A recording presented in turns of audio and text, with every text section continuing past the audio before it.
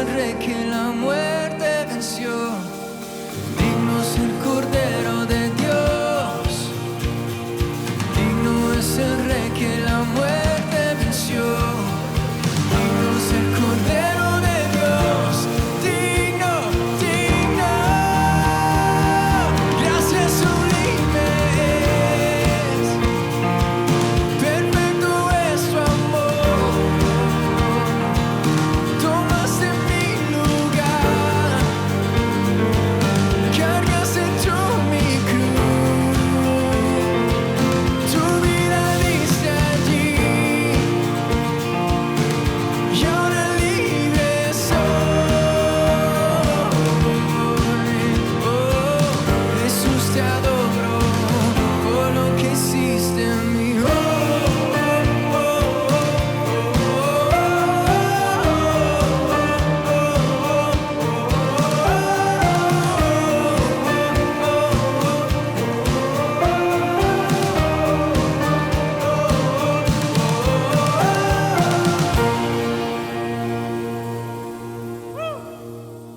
Un cordial saludo a todos los amigos, hermanos que me acompañan en esta meditación. Para mí es una bendición también compartir con ustedes y que podamos ver juntos la palabra. En este día el título se llama La unidad del Espíritu y está basado en el texto de Efesios capítulo 4, versículos del 1 al 4. Dice así: Yo pues, preso en el Señor, os ruego que andéis como es digno de la vocación con que fuisteis llamados, con toda humildad y mansedumbre, soportándoos con paciencia los unos a los otros en amor, solícitos en guardar la unidad del Espíritu en el vínculo de la paz, un cuerpo y un espíritu, como fuisteis también llamados en una misma esperanza de vuestra vocación. Especialmente el versículo 3, que es un ruego que hace Pablo a la iglesia, les dice que sean solícitos en guardar la unidad del Espíritu en el vínculo de la paz. Y yo quiero compartir un poco hoy día con ustedes qué significa esa unidad del Espíritu. ¿De dónde viene? ¿Desde cuándo y hasta cuándo? ¿Y cuál es su propósito?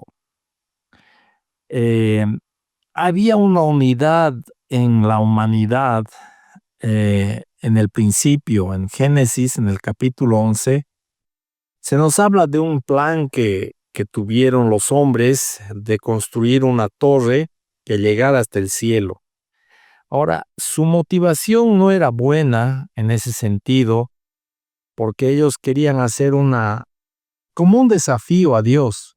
Querían desafiarle a Dios pensando que podían llegar al cielo con su torre. No sé si hubieran llegado, yo pienso que hubiera habido disensión entre ellos antes, pero de todas formas Dios decide confundir su lengua y les da diferentes lenguas a diferentes personas para que ya no se entiendan y los esparce.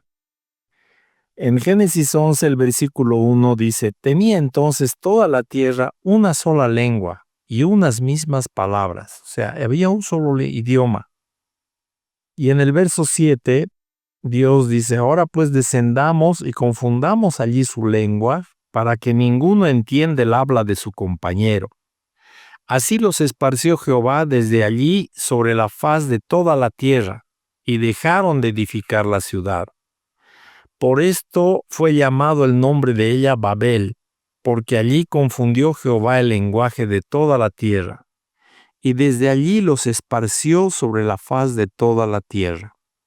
Entonces vemos acá un propósito de Dios de dispersar esta unidad de la gente, de dispersar por toda la faz de la tierra y cambiarles sus lenguajes, confundir su lengua. En esa ocasión era un propósito pecaminoso el que tenían los hombres, que lo que les unía, si vale el término, para desafiar a Dios. para decir vamos a hacer esto y nadie nos va a detener. Y Dios los detuvo. Y desde entonces, bueno, desde la caída en realidad, todos los hombres hemos caído de la gloria de Dios, hemos sido destituidos, dice Romanos 3, el verso 23, por cuanto todos pecaron y están destituidos de la gloria de Dios. Entonces, esta destitución de la gloria de Dios hace que los hombres sean egoístas, que los hombres seamos cada uno por su lado, que los hombres no podamos andar en unidad, no seamos capaces de guardar la unidad. Entonces, por eso es que hay tanta división y tanta disensión, conflicto, peleas, envidias. Las relaciones humanas están quebradas por causa de esta nuestra naturaleza humana que tiene la tendencia a más bien separarnos unos de otros, a dividirnos. Ahora, cuando vino el Espíritu Santo en Pentecostés, esta unidad se restauró. Lo vemos en la iglesia inicial, primitiva, le dicen algunos, la primera iglesia que se estableció después de la resurrección de Jesús, después de que vino el Espíritu Santo. Voy a leer un poquito de Hechos, el capítulo 2, del 1 al 4. Dice, cuando llegó el día de Pentecostés, estaban todos unánimes juntos, y de repente vino del cielo un estruendo como de un viento recio que soplaba, el cual llenó toda la casa donde estaban sentados. Y se les aparecieron lenguas repartidas como de fuego, asentándose sobre cada uno de ellos. Y fueron todos llenos del Espíritu Santo, y comenzaron a hablar en otras lenguas, según el Espíritu les daba que hablasen. Ahora, lo que pasa aquí en Pentecostés es justamente lo opuesto de lo que pasó en Babel. En Babel se les confundió las lenguas, se les cambió para que no se entiendan. Pero en Pentecostés, en el libro de Hechos, lo que acabo de leer, ocurre lo contrario. Ocurre lo contrario y más bien la gente entiende cada uno en su lengua lo que se estaba diciendo. Ese don viene por medio del Espíritu Santo y comienzan a hablar en otras lenguas, dice, según el Espíritu les daba que hablasen. Moraban entonces en Jerusalén judíos, varones piadosos de todas las naciones bajo el cielo. Y hecho este estruendo, se juntó la multitud y estaban confusos porque cada uno les oía hablar en su propia lengua. Y estaban atónitos y maravillados, diciendo, mirad, ¿no son galileos todos estos que hablan? ¿Cómo pues les oímos nosotros hablar cada uno en nuestra lengua en la que hemos nacido? Partos, medos, elamitas y los que habitamos en Macedonia, en Judea, en Capadocia, en el Ponto y en Asia, en Frigia y Panfilia, en Egipto y en las regiones de África más allá del Cirene, y romanos aquí residentes, tanto judíos como prosélitos, cretenses y árabes. Les oímos hablar en nuestras lenguas las maravillas de Dios, y estaban todos atónitos y perplejos, diciéndose unos a otros, ¿qué quiere decir esto? Y creo que nosotros también debemos preguntarnos, ¿qué quiere decir esto? Que Dios les dé les permita tantas diferentes nacionalidades y Dios les permite a ellos escuchar en su idioma las maravillas de Dios, el Evangelio de Dios. ¿Y qué propósito tenía Dios al hacer esto? Esa pregunta, ¿qué quiere decir esto? Debemos nosotros preguntarnos y entender qué está diciendo Dios con esta restauración en cierta forma de la unidad. Ahora, Dios lo hizo esto dentro de la iglesia, no era para la gente del mundo, digamos, era para la iglesia. Pero Dios se ha dispuesto en la iglesia a restaurar la unidad. Y en los primeros 5 capítulos de Hechos, vemos cómo la gente, cómo los hermanos andaban unánimes, que quiere decir de un mismo sentir y en unidad, ¿no? En Hechos 1:14 dice, todos estos perseveraban unánimes en oración y ruego con las mujeres, con María y con sus hermanos. Estaban unánimes de un mismo sentir. En el capítulo 2, el verso 1, cuando llegó el día de Pentecostés, estaban todos unánimes juntos.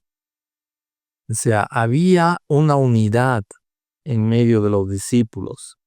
Obra de Dios, pero ya se nota la obra del Espíritu. En el capítulo 2, verso 46, dice, perseverando unánimes cada día en el templo y partiendo el pan en las casas, comían juntos con alegría y sencillez de corazón, alabando a Dios. Entonces, no solamente estaban unánimes, sino que comían juntos, con alegría y sencillez de corazón. O sea, Dios les dio una afabilidad, una unidad entre ellos para que estén juntos y para que compartan la comunión que tenían en el Señor, ¿no? El Espíritu Santo tiene la tendencia a llevarnos a esa unidad. Por eso el ruego de Pablo, les ruego que cuiden la unidad del Espíritu Santo, sean solícitos en guardar la unidad del Espíritu, en el vínculo de la paz. Un cuerpo y un espíritu, como fuisteis también llamados, en una misma esperanza de vuestra vocación. O sea, todos los cristianos tenemos la misma esperanza, que es Cristo. Es la promesa de Dios cumplida a través de Jesucristo. Esa es nuestra esperanza. Y la unanimidad es el resultado de la obra del Espíritu. Así como la división es el resultado de nuestras malas actitudes. En el capítulo 4 de Hechos, el verso 24, y ellos, habiendo oído, alzaron unánimes la voz a Dios, y dijeron, Señor, soberano Señor, tú eres el Dios que hiciste el cielo y la tierra, el mar y todo lo que en ellos hay. Y presentan su oración y le piden a Dios que les dé denuedo para predicar. Y así Dios lo hace. Y mucha gente viene al Señor, se convierte. En el capítulo 5, el versículo 12, dice así, y por la mano de los apóstoles se hacían muchas señales y prodigios en el pueblo, y estaban todos unánimes en el pórtico de Salomón. Entonces, vemos esta obra del Espíritu Santo en los primeros cristianos de darles unanimidad, de mantenerlos unidos, mantenerlos juntos. El Señor Jesús también habla de esta unidad y en su último discurso, si vale el término, en el Evangelio de Juan, en su último discurso en el capítulo 17, el Señor Jesús está orando al Padre en el verso 20, dice, mas no ruego solamente por estos, sino también por los que han de creer en mí por la palabra de ellos, para que todos sean uno, como tú, oh Padre, en mí y yo en ti, que también ellos sean uno en nosotros, para que el mundo crea que tú me enviaste. La gloria que me diste, yo les he dado para que sean uno, así como nosotros somos uno. Yo en ellos y tú en mí, para que sean perfectos en unidad, para que el mundo conozca que tú me enviaste, que los has amado a ellos como también a mí me has amado. Entonces, esta oración de Jesús nos muestra qué había en su corazón y qué hay en el corazón del Padre, porque Jesús estaba expresando el corazón del Padre, no era solamente idea suya, ¿no? Entonces ruega lo mismo que hace Pablo, que ruega a los creyentes para que guarden la unidad del Espíritu. Jesús ruega por los que iban a creer en Jesús por la palabra de los discípulos, de los apóstoles. Y el ruego es, en el verso 21, para que todos sean uno, una unidad perfecta, una armonía perfecta, como tú, oh Padre, en mí y yo en ti, que también ellos sean uno en nosotros, para que el mundo crea que tú me enviaste. Entonces, esta petición, este ruego de Jesús al Padre, está en concordancia con lo que hace el Espíritu Santo, ¿no? Esa unanimidad que Dios dio a la iglesia era en cierta forma la respuesta de Dios a este ruego de Jesús, a este clamor de Jesús para que seamos uno. Y eso es unanimidad. Unanimidad de ser uno de mente, en ideas, en deseos, en el corazón, y que seamos uno en ellos, en el Padre y en el Hijo. Esto es muy importante para que el mundo crea. Eso es lo que dice el verso 21. Que también ellos sean uno en nosotros para que el mundo crea que tú me enviaste. Si no mostramos esta unidad, si no mostramos la gloria de Dios en nuestras relaciones, el mundo no va a creer. El mundo no va a creer. Así de sencilla es el plan de Dios. Está mostrando que el mundo va a creer cuando ellos vean que en nosotros hay una verdadera unidad. Y cuando Jesús habla de la gloria, dice, la gloria que me diste yo les he dado para que sean uno, así como nosotros somos uno. Entonces, entre el Padre y el Hijo nunca hay un desacuerdo, nunca hay una discusión, que cada uno vaya por su lado, una división. Más bien al contrario, ellos han reflejado, mientras Jesús caminaba aquí en la tierra, han reflejado una perfecta unidad. No había disensiones, no había desacuerdos. Jesús estaba en completo acuerdo con la voluntad del Padre, hacía solamente la voluntad del Padre. No tenía su propia agenda, no estaba haciendo su propio dibujo libre, estaba completamente sujeto al Padre. Entonces, esa unidad y esa gloria para que seamos uno ya nos ha sido dada. Ya nos ha entregado Jesús su gloria para que nosotros seamos uno en la iglesia, para que no haya divisiones, para que no haya pleitos, para que no haya disensiones, que es lo que todos somos expertos en hacer.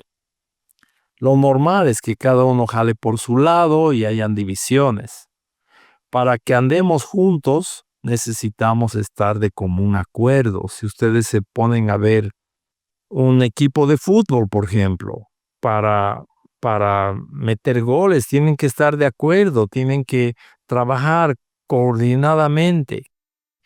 Un ejército, para que los soldados marchen en orden, tienen que estar de acuerdo y alguien tiene que marcar el paso, la banda, el tambor, en fin.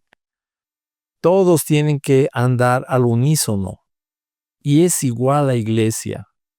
Solo que en este asunto son las relaciones las que deben mostrar ese común acuerdo. Son las relaciones en la iglesia que deben mostrar que somos unánimes, que estamos con un mismo ánimo, que estamos pensando de la misma manera. Y esta perfección de tener un mismo ánimo, de pensar igual, es lo que glorifica a Dios. Y eso es lo que va a traer a las personas del mundo que todavía no se han convertido. Dice, para que el mundo crea que tú me enviaste. El mundo va a creer que Jesús ha sido enviado por el Padre cuando vean nuestra unidad, cuando vean nuestra unanimidad, cuando nos vean andando juntos. Y para terminar, quiero compartir en Gálatas, en el capítulo 5, cuando Pablo también les escribe a la iglesia de Galacia y les alienta a andar en el Espíritu. En el capítulo 5, el verso 5, dice, pues nosotros, por el Espíritu, aguardamos por fe la esperanza de la justicia. Porque en Cristo Jesús ni la circuncisión vale algo, ni la incircuncisión, sino la fe que obra por el amor. Entonces, Jesucristo nos ha hablado de que vamos a recibir el Espíritu. A ellos les dice, esperen en Jerusalén hasta que venga el Espíritu Santo sobre ustedes y reciban la promesa del Padre. Desde entonces el Espíritu se ha derramado sobre toda carne, y el propósito que Dios tiene es que la fe obre por el amor. Es el amor entre hermanos, es el amor entre creyentes. Todos estamos sirviendo al mismo Dios, todos estamos comprometidos con la obra del reino de Dios, y debería haber un genuino amor entre nosotros, debería haber una actitud de amarnos, de que la fe produzca amor entre nosotros. Y andemos esperando la esperanza de la justicia, o sea, la justicia que Dios ha prometido para todo el que cree, lo que hemos leído en Romanos 3, ¿no? La justicia de Dios para todo el que cree.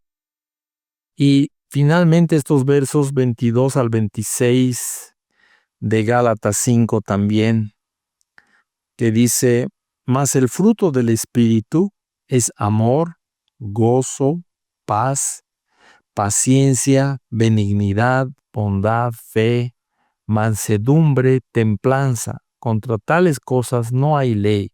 Si nos fijamos, casi todas estas palabras están relacionadas con respecto a nuestras relaciones entre creyentes, con respecto a nuestras relaciones entre familia, entre amigos, ¿no?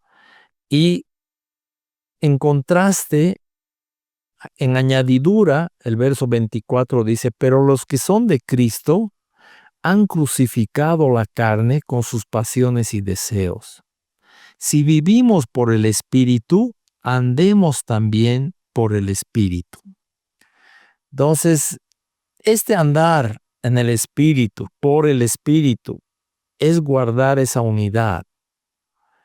Ahí se manifiesta si estamos andando en el Espíritu o si estamos en conflicto, en disensiones, cada uno por su lado, cada uno con sus ideas.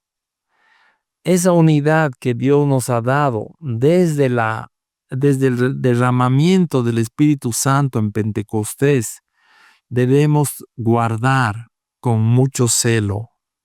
Debemos ser celosos en guardar la unidad del Espíritu en el vínculo de la paz.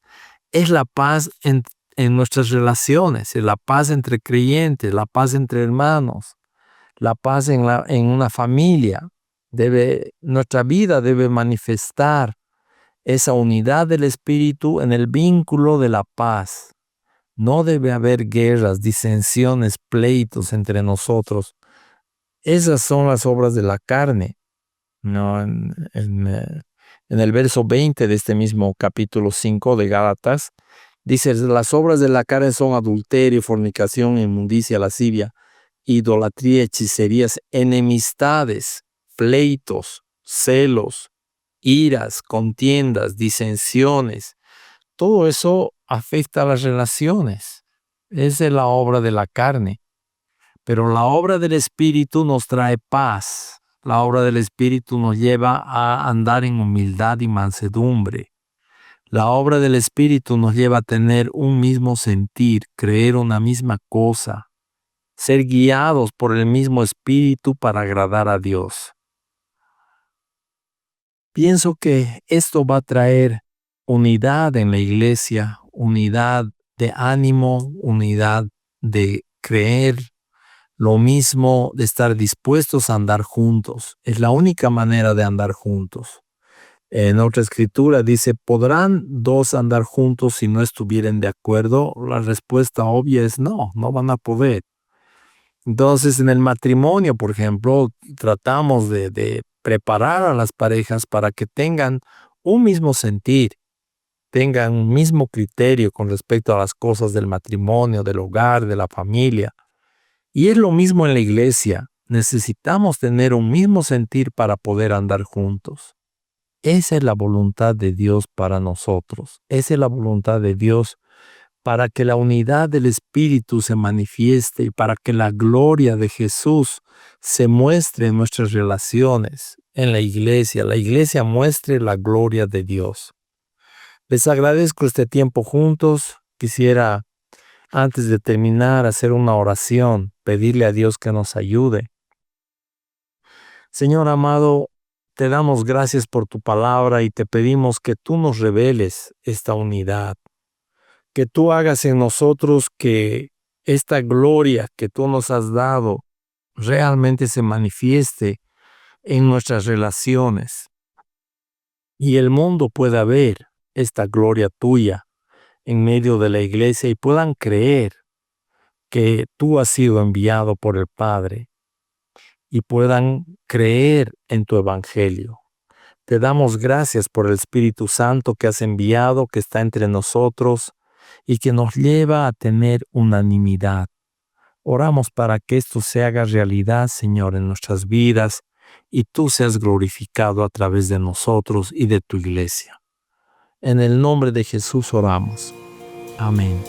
Digno es el Cordero de Dios, digno es el Rey que la muerte venció, digno es el Cordero de Dios, digno es el Rey que la muerte venció, digno es el Cordero de Dios, digno es el Rey que la muerte venció, digno es el Cordero de Dios, digno, digno, gracias sublimes, perfecto es tu amor,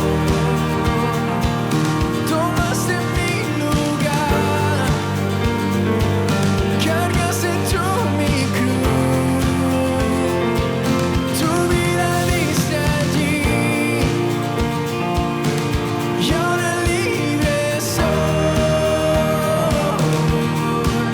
Oh, Jesús te adoro por lo que hiciste en mí. Oh,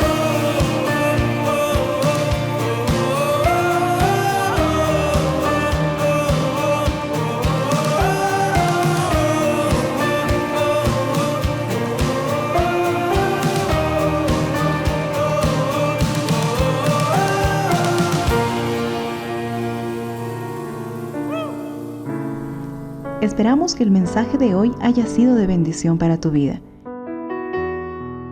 Si necesitas consejería o apoyo en oración, por favor no dudes en contactarte. Escríbenos a los siguientes números de WhatsApp. En la Ciudad del Alto, al número 719-05-791. 719-05-791. En la zona central, al número 732-11-354. 732-11-354. En la zona sur al número 75 25 70 56. 75 25 70 56. Que Dios te bendiga.